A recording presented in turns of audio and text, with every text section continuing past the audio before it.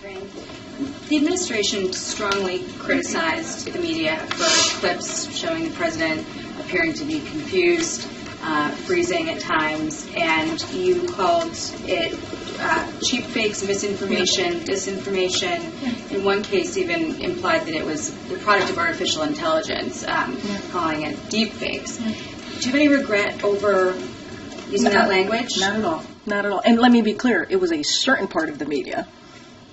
I mean, you can speak to this better than I can. A certain part of the media which was doing this. And look, independent, mainstream fact checkers in the press and misinformation experts have been calling out cheap fakes. And at the end of the day, they're fakes. That's what they were. Targeting the president. They had said, the reporters and these misinformation experts said that this president was being targeted.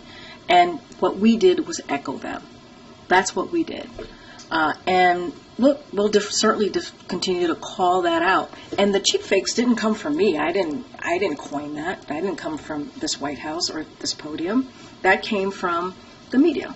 They called it cheap fakes. And they said this president, President Biden, was being targeted on misinformation. It was purposefully being done to this president. And what we did is we echoed that. So I don't regret it at all. Well, it was just the facts. Used that sort of approach to counter the Wall Street Journal report, for instance, that interviewed 45 people over several months who criticized, the president's handling of himself in meetings, and broadly. Which approach? I'm not following. Talking about the president's age being a factor. I don't understand where cheap fakes to criticize the reporting, to basically cast the reporting as not true, and broadly, this has been the reason I ask is like the administration's response to our questions often seems to be, don't believe your lying eyes. The border's secure. Afghanistan withdrawal is a success. Inflation's transitory.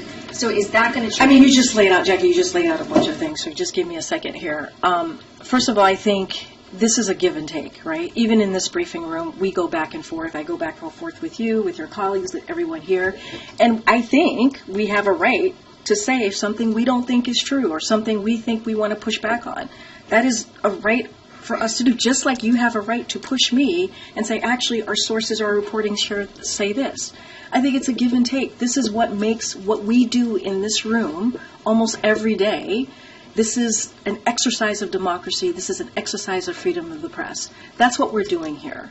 And I think if there's some reporting that we don't believe to be true, I think it's okay if we go back and forth and say, actually, we don't think that reporting is true. Right? And so I don't see anything wrong with that. That is what this is. That is what this is. This is what we actually do on a daily basis. This is how we lead the world on making sure that journalism exists and you all have the right to do your jobs. But, we also have our right as the press office here in the administration, if we don't believe something is true or we want to share our side of things, that we do so. Look, on the other things that you just listed, I've talked about this president's record a lot, often here, in this just however minutes I've been at this podium. And look, when it comes to the economy, the data shows it. When it comes to healthcare, the data shows it. Afghanistan, obviously, it is an important conversation to have, and that is something that the president wanted to do and end a war, and a forever war. He wanted to make sure that we stop putting our young women and men in harm's way, and that is a difficult decision to make. It is not an easy decision to make.